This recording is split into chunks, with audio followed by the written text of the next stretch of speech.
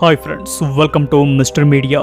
2015ರಲ್ಲಿ ತೆರೆಕಂಡ Crimson Peak ಎಂಬ gothic horror ಮೂವಿಯನ್ನು ಈ ದಿನ ಎಕ್ಸ್ಪ್ಲೇನ್ ಮಾಡ್ತಾ ಇದ್ದೀನಿ. ವಿಡಿಯೋ ತುಂಬ ಥ್ರಿಲ್ಲಿಂಗ್ ಆಗಿರುತ್ತದೆ, ಸೊ ವಿಡಿಯೋನ ಕೊನೆವರೆಗೂ ನೋಡಿ.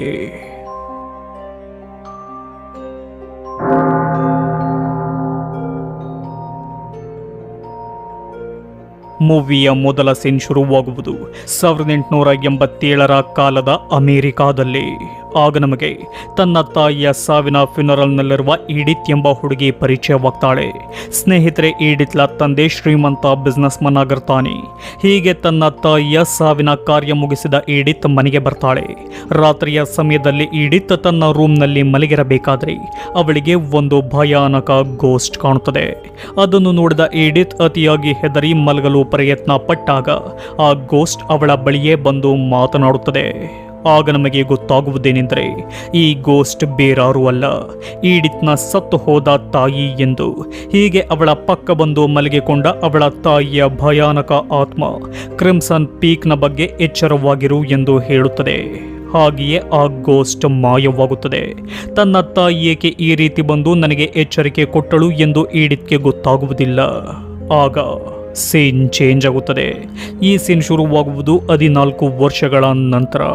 ಆಗ ನಮಗೆ ಒಂದು ಹಾರರ್ ಸ್ಟೋರಿಯನ್ನು ಪಬ್ಲಿಷರ್ ಬಳಿ ಎತ್ತಿಕೊಂಡು ಹೋಗುತ್ತಿರುವ ಈಡಿತ್ ಕಾಣ್ತಾಳೆ. ಆದರೆ ಆ ಪಬ್ಲಿಷರ್ ಹಾರರ್ ಸ್ಟೋರಿಗಳನ್ನು ಯಾರು ಓದುತ್ತಾರೆ? ಈಗ ಜನರು ರೊಮ್ಯಾಂಟಿಕ್ ಕಥೆಗಳನ್ನು ಇಷ್ಟಪಡುತ್ತಾರೆ ಎಂದು ಆ ಸ್ಟೋರಿಯನ್ನು ರಿಜೆಕ್ಟ್ ಮಾಡ್ತಾನೆ.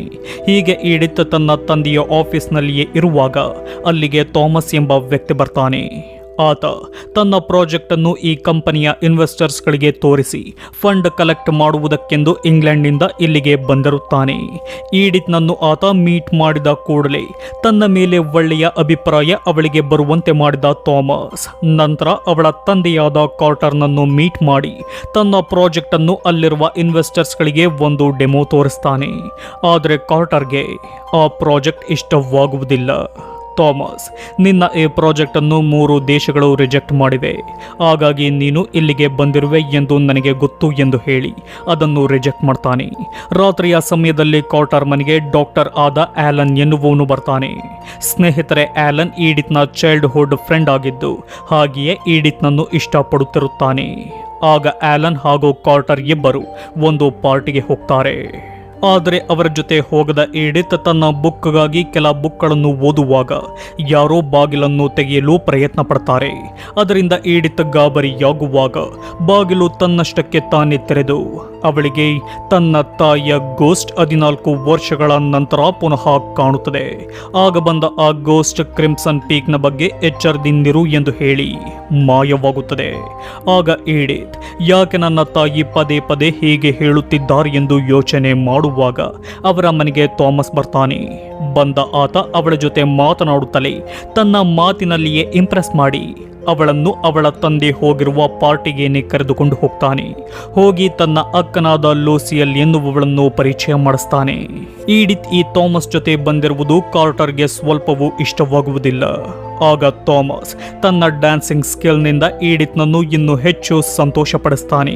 ಹೀಗೆ ಅವರು ಸ್ನೇಹಿತರಾಗ್ತಾರೆ.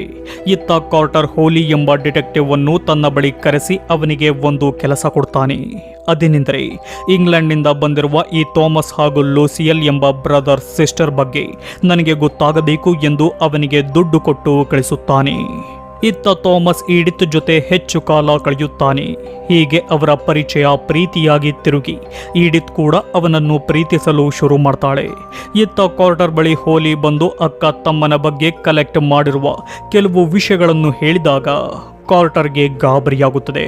ಅದೇ ಗಾಬರಿಯಿಂದ ಅವರಿಬ್ಬರನ್ನು ಕರೆಸಿ ಅವರಿಗೆ ಚೆಕ್ ಕೊಟ್ಟು, ತಗೋ, ಇದನ್ನು ನಿನ್ನ ಪ್ರಾಜೆಕ್ಟ್ಗೆ ಕೇಳಿದ್ದಷ್ಟು ದುಡ್ಡು ಇದರಲ್ಲಿದೆ, ಇದನ್ನು ತೆಗೆದುಕೊಂಡು ನೀನು ಹಾಗೂ ನಿನ್ನ ಸಿಸ್ಟರ್ ಈ ದೇಶ ಬಿಟ್ಟು ಹಾಗೂ ನನ್ನ ಮಗಳನ್ನು ಬಿಟ್ಟು ಹೋಗಬೇಕು ಎಂದು ಹೇಳ್ತಾನೆ. ಅದಕ್ಕೆ ಸರಿ ಎಂದ ಥಾಮಸ್ ಎಲ್ಲರ ಮುಂದೆಯೇ ಈಡಿತ್ನ ಪ್ರೀತಿಯನ್ನು ಬ್ರೇಕಪ್ ಮಾಡಿಕೊಳ್ತಾನೆ. ಅದರಿಂದ ತುಂಬಾ ಬೇಜಾರಾದ ಈಡಿತ್ ಅವನ ಕೆನ್ನೆಗೆ ಹೊಡೆದು ಅಳುತ್ತಾ ಹೊರಟು ಹೋಗ್ತಾಳೆ. ನಂತರ ಕಾರ್ಟರ್ ಒಂದು ಕ್ಲಬ್ನ ವಾಶ್ರೂಮ್ನಲ್ಲಿರುವಾಗ ಅಲ್ಲಿಗೆ ಯಾರೋ ವ್ಯಕ್ತಿ ಬಂದು ಯಾರಿಗೂ ತಿಳಿಯದ ಹಾಗೆ ಕಾರ್ಟರ್ನ ತಲೆಯನ್ನು ಸಿಂಕ್ಗೆ ಹೊಡೆಸಿ ತುಂಬಾ ಭೀಕರವಾಗಿ ಸಾಯಿಸಿ ಬಿಡ್ತಾನೆ. ಆದರೆ ಅದ್ಯಾರೆಂದು ನಮಗೆ ಗೊತ್ತಾಗುವುದಿಲ್ಲ. ಮರುದಿನ ಈಡಿತ್ಗೆ ಥಾಮಸ್ ನಮ್ಮ ಪ್ರೀತಿಯನ್ನು ಬ್ರೇಕಪ್ ಮಾಡಿಕೊಳ್ಳಲು ಕಾರಣ ನನ್ನ ತಂದೆಯೇ ಎಂದು ಗೊತ್ತಾಗಿ ಥಾಮಸ್ನನ್ನು ಹುಡುಕಿಕೊಂಡು ಹೋಗ್ತಾಳೆ. ಹೋದ ಅವಳಿಗೆ ಥಾಮಸ್ ದೇಶ ಬಿಟ್ಟು ಹೊರಟು ಹೋಗಿದ್ದಾನೆ ಎಂದು ಗೊತ್ತಾಗಿ ತುಂಬಾ ಅಳುವಾಗ ದೇಶ ಬಿಟ್ಟು ಹೋಗಿರದ ಥಾಮಸ್ ಅಲ್ಲಿಯೇ ಇರುವುದನ್ನು ನೋಡಿ ಸಂತೋಷ ಪಡ್ತಾಳೆ ಹಾಗೂ ತನ್ನ ಪ್ರೀತಿಯನ್ನು ಪುನಃ ಮರಳಿ ಪಡೆಯುತ್ತಾಳೆ. ಅದೇ ಖುಷಿಯಿಂದ ಈಡಿತ್ ಇರುವಾಗ ನಿಮ್ಮ ತಂದೆಯನ್ನು ಯಾರೋ ಸಾಯಿಸಿದ್ದಾರೆ ಎಂಬ ವಿಷಯ ತಿಳಿದು ತುಂಬಾ ಗಾಬರಿಯಾಗಿ ತನ್ನ ತಂದೆಯ ಶವದ ಬಳಿ ಹೋಗ್ತಾಳೆ. ಹೋಗಿ ಅವರ ಶವವನ್ನು ನೋಡಿದ ಈಡಿತ್ ತುಂಬಾ ಅಳುತ್ತಾಳೆ. ಹೀಗೆ ಈಡಿತ್ಗೆ ಯಾರೂ ಇಲ್ಲದೆ ಇರುವಾಗ ಥಾಮಸ್ ಅವಳಿಗೆ ರಿಂಗ್ ಹಾಕಿ ಮದುವೆ ಮಾಡಿಕೊಳ್ತಾನೆ. ಕೂಡಲೇ ಅವಳನ್ನು ಇಂಗ್ಲೆಂಡ್ನ ತನ್ನ ಅತಿ ದೊಡ್ಡ ಮನೆಗೆ ಕರೆದುಕೊಂಡು ಹೋಗ್ತಾನೆ. ಹೋದ ಅವಳ ಬಳಿ ಒಂದು ನಾಯಿ ಓಡಿ ಬರುತ್ತದೆ. ಆಗ ಈಡಿತ್ ಅದು ತನಗೆ ಕೊಡುತ್ತಿರುವ ಪ್ರೀತಿ ನೋಡಿ ಇದನ್ನು ನಾನೇ ಸಾಕಿಕೊಳ್ಳುತ್ತೇನೆ ಎಂದಾಗ ಥಾಮಸ್ ಅದಕ್ಕೆ ಒಪ್ಪಿಕೊಳ್ತಾನೆ. ಹೀಗೆ ಅವರು ಮನೆಯ ಒಳಗೆ ಬಂದಾಗ ಅತಿ ದೊಡ್ಡ ಮನೆಯನ್ನು ನೋಡಿದ ಈಡಿತ್ ಹಾಗೆಯೇ ಆ ಮನೆ ಶಿಥಿಲವಾಗಿರುವುದನ್ನು ಕೂಡ ಗಮನಿಸ್ತಾಳೆ. ಈ ಸಮಯದಲ್ಲಿ ಈಡಿತ್ಗೆ ಕನ್ನಡಿಯ ಮುಂದೆ ನೊಣಗಳೆಲ್ಲ ಸತ್ತಿರುವುದು ಕಂಡು ಹಾಗೆಯೇ ಒಂದು ಆತ್ಮದ ಕಪ್ಪು ಆಕಾರ ಕಂಡಂತಾಗಿ ಹೋಗಿ ನೋಡ್ತಾಳೆ. ನೋಡಿದರೆ ಅಲ್ಲಿ ಯಾರೂ ಇರುವುದಿಲ್ಲ.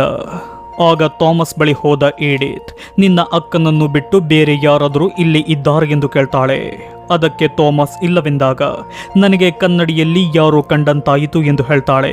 ಆದರೆ ಅವಳ ಮಾತನ್ನು ಇಗ್ನೋರ್ ಮಾಡಿದ ಥಾಮಸ್ ಅವಳನ್ನು ಲೂಸಿಯಲ್ ಬಳಿ ಕರೆದುಕೊಂಡು ಹೋಗ್ತಾನೆ. ಹೀಗೆ ಈಡಿತ್ನನ್ನು ಲೂಸಿಯಲ್ ಸಂತೋಷದಿಂದ ಬರಮಾಡಿಕೊಳ್ತಾಳೆ. ನಂತರ ಈಡಿತ್ ಸ್ನಾನಕ್ಕೆಂದು ಬಾತ್ರೂಮ್ ಬಳಿ ಹೋದಾಗ ಅಲ್ಲಿ ಅವಳಿಗೆ ನನ್ನನ್ನು ಬಿಟ್ಟು ಇಲ್ಲಿ ಯಾರು ಇದ್ದಾರೆ ಎಂದು ಅನ್ನಿಸುತ್ತದೆ.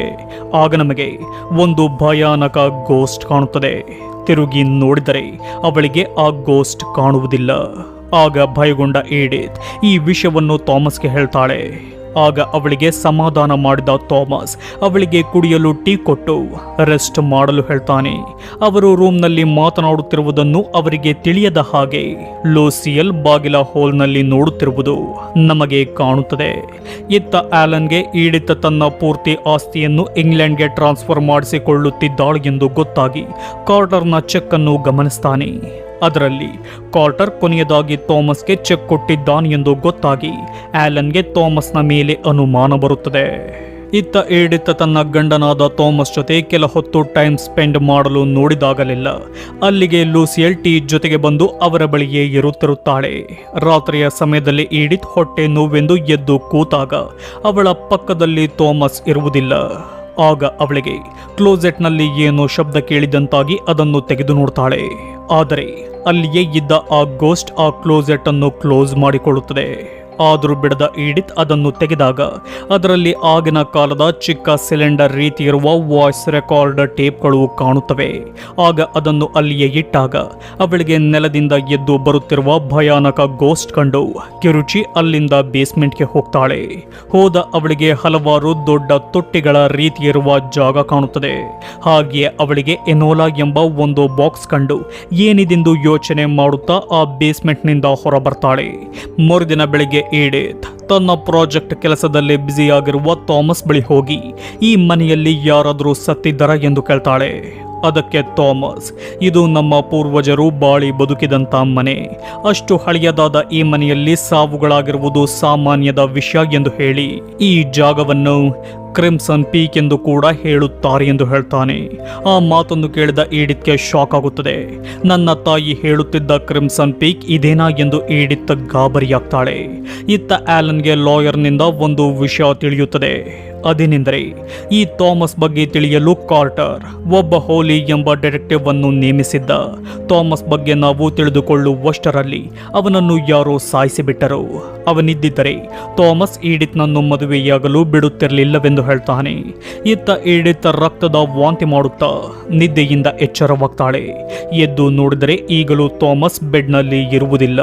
ಅವನನ್ನು ಹುಡುಕಲು ಎದ್ದಾಗ ಅವಳ ಮೇಲೆ ಒಂದು ಇನ್ವಿಸಿಬಲ್ ಗೋಸ್ಟ್ ಅಟ್ಯಾಕ್ ಮಾಡುತ್ತದೆ.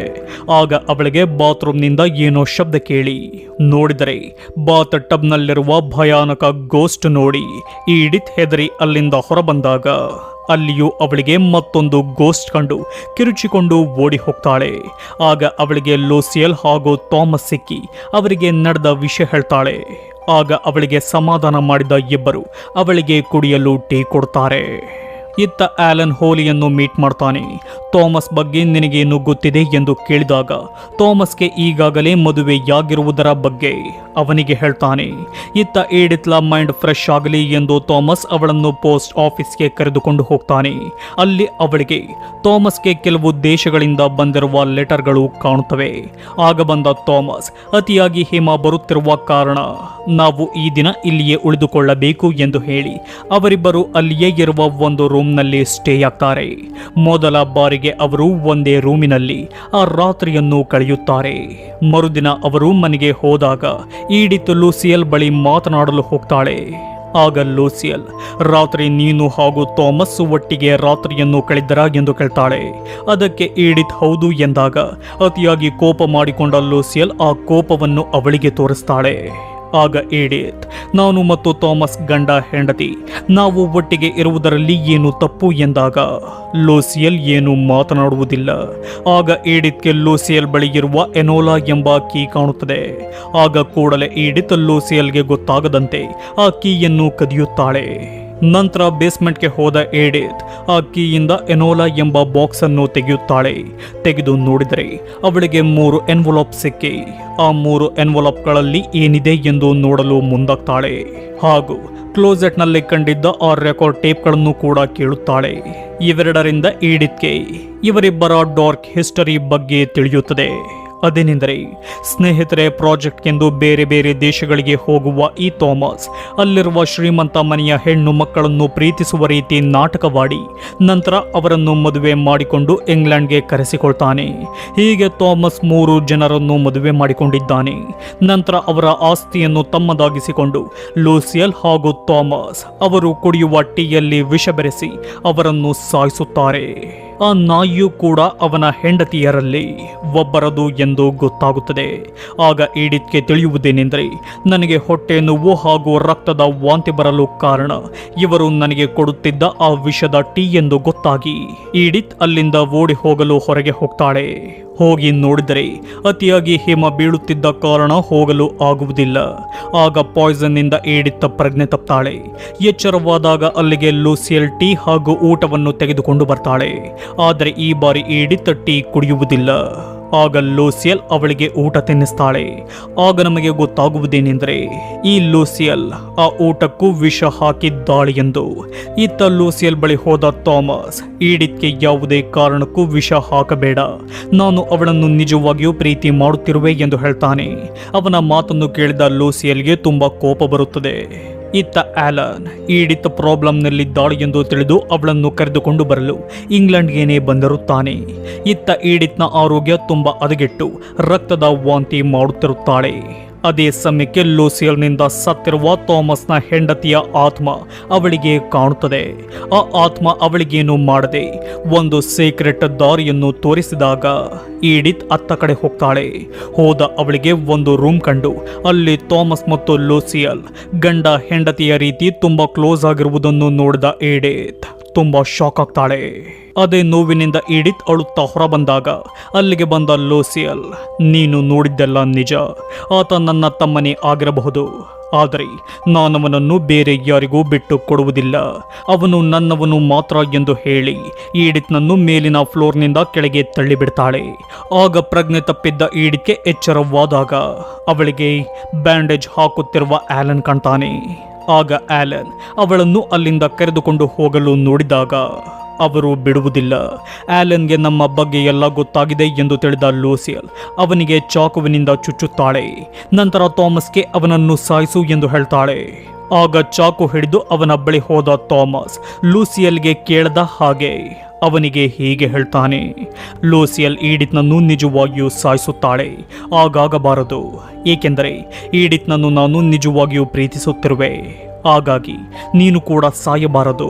ನೀನು ಡಾಕ್ಟರ್, ನಾನು ನಿನಗೆ ಎಲ್ಲಿ ಚುಚ್ಚಿದರೆ ನಿನ್ನ ಪ್ರಾಣ ಹೋಗುವುದಿಲ್ಲ ಹೇಳು, ಅಲ್ಲಿಗೇನು ಚುಚ್ಚುವೆ ಎಂದು ಹೇಳ್ತಾನೆ.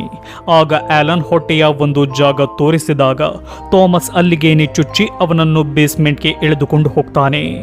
ನಂತರ ಅವನನ್ನು ಬೇಸ್ಮೆಂಟ್ನಲ್ಲಿ ಇರಿಸಿ ನನ್ನನ್ನು ನಂಬು, ನಾನೆಲ್ಲವನ್ನು ಸರಿ ಮಾಡುವೆ ಎಂದು ಮಾತು ಕೊಟ್ಟು ಅಲ್ಲಿಂದ ಹೊರಡುತ್ತಾನೆ. ಇತ್ತ ಲೂಸಿಯಲ್ ಈಡಿತ್ನನ್ನು ಆಸ್ತಿ ಪತ್ರಕ್ಕೆ ಹೆದರಿಸಿ ಸಹಿ ಮಾಡು ಎಂದು ಹೇಳ್ತಾಳೆ. ಆಗ ಈಡಿತ್ ಸಹಿ ಮಾಡಿ ನನ್ನ ತಂದೆಯನ್ನು ಸಾಯಿಸಿದವರು ಯಾರು ಎಂದು ಕೇಳಿದಾಗ ಲೂಸಿಯಲ್ ಅವಳಿಗೆ ಆ ಸತ್ಯವನ್ನು ಹೇಗೆ ಹೇಳ್ತಾಳೆ. ನಿನ್ನ ತಂದೆಯನ್ನು ಸಾಯಿಸಿದವರು ಬೇರಾರೂ ಅಲ್ಲ, ನಾನೇ. ಅಷ್ಟೇ ಅಲ್ಲ, ನನ್ನ ಮತ್ತು ಥಾಮಸ್ನ ಅನೈತಿಕ ಸಂಬಂಧದ ಬಗ್ಗೆ ತಿಳಿದುಕೊಂಡು ನಮ್ಮನ್ನು ಬೇರೆ ಮಾಡಲು ಹೋದ ನನ್ನ ತಾಯಿಯನ್ನು ಕೂಡ ನಾನೇ ಸಾಯಿಸಿದ್ದು. ಹಾಗೂ ಥಾಮಸ್ನ ಹೆಂಡತಿಯರನ್ನು ಕೊಂದು ಅವರ ದೇಹವನ್ನು ಬೇಸ್ಮೆಂಟ್ನ ಬಾವಿಯ ರೀತಿಯ ತೊಟ್ಟಿಯಲ್ಲಿ ಇಟ್ಟಿರುವುದು ಕೂಡ ನಾನೇ ಎಂದು ಹೇಳ್ತಾಳೆ. ಅವಳ ಮಾತು ಕೇಳಿ ತುಂಬ ಕೋಪ ಮಾಡಿಕೊಂಡ ಏಡಿತ್ ಅವಳ ಕತ್ತಿಗೆ ಅದೇ ಪೆನ್ನಿಂದ ಚುಚ್ಚಿ ಓಡಿ ಹೋಗ್ತಾಳೆ. ಅದೇ ಸಮಯಕ್ಕೆ ಅಲ್ಲಿಗೆ ಥಾಮಸ್ ಬರ್ತಾನೆ. ಬಂದ ಆತ ಸೈನ್ ಮಾಡಿದ ಆ ಪೇಪರ್ ಅನ್ನು ಬೆಂಕಿಗೆ ಹಾಕಿ ಲೂಸಿಯಲ್ ಬಳಿ ಹೋಗ್ತಾನೆ. ಆಗ ಅವಳನ್ನು ಕನ್ವಿನ್ಸ್ ಮಾಡಲು ಪ್ರಯತ್ನ ಪಟ್ಟ ಥಾಮಸ್, ಲೂಸಿಯಲ್, ದಯವಿಟ್ಟು ನನ್ನ ಪ್ರೀತಿಯನ್ನು ಅರ್ಥ ಮಾಡಿಕೋ.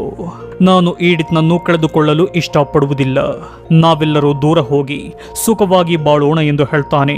ಆದರೆ ಅದಕ್ಕೆ ಒಪ್ಪದೆ ಕೋಪಗೊಂಡ ಲೂಸಿಯಲ್, ನನ್ನನ್ನು ಬಿಟ್ಟು ಅವಳನ್ನು ಪ್ರೀತಿ ಮಾಡುತ್ತಿರುವೆಯಾ ಎಂದು ಆ ಸೈಕೋ ಲೂಸಿಯಲ್ ಥಾಮಸ್ನ ದೇಹಕ್ಕೆ ಚಾಕುವಿನಿಂದ ಚುಚ್ಚಿ ನಂತರ ಅವನ ಮುಖಕ್ಕೆ ಚಾಕು ಹಾಕಿ ಸಾಯಿಸಿ ಬಿಡ್ತಾಳೆ. ನಂತರ ಹುಚ್ಚಿಯಂತೆ ಕಿರುಚಾಡಿದ ಲೂಸಿಯಲ್ ಅದೇ ಕೋಪದಿಂದ ಈಡಿತ್ನನ್ನು ಸಾಯಿಸಲು ಮುಂದಾಗ್ತಾಳೆ. ಆದರೆ ಅವಳಿಂದ ತಪ್ಪಿಸಿಕೊಂಡ ಈಡಿತ್ ಹೊರಗೆ ಬಂದಾಗ ಈಡಿತ್ತೆ ಅವಳನ್ನು ಕೊಂದು ಹಾಕ್ತಾಳೆ. ಆಗ ಅವಳಿಗೆ ಥಾಮಸ್ನ ಆತ್ಮ ಕಾಣುತ್ತದೆ.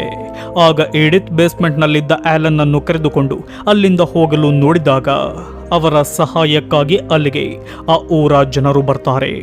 ಆಗ ನಮಗೆ ಸತ್ತು ಅಲ್ಲಿಯ ಆತ್ಮವಾಗಿರುವ ಲೂಸಿಯಲ್ ಕಾಣ್ತಾಳೆ. ನಂತರ ಈಡಿತ್ ತನ್ನ ಜೀವನದಲ್ಲಿ ನಡೆದ ಈ ಭಯಾನಕ ಘಟನೆಗಳನ್ನೇ ಬುಕ್ ಆಗಿ ಬರೆಯುತ್ತಾಳೆ. ಅದಕ್ಕೆ ಕೊಟ್ಟ ಹೆಸರೇ ಕ್ರಿಮ್ಸನ್ ಪೀಕ್ ಎಂದು ನಮಗೆ ಗೊತ್ತಾಗುತ್ತದೆ. ಅಲ್ಲಿಗೆ ಕ್ರಿಮ್ಸನ್ ಪೀಕ್ ಮೂವಿ ಎಂಡ್ ಆಗುತ್ತದೆ.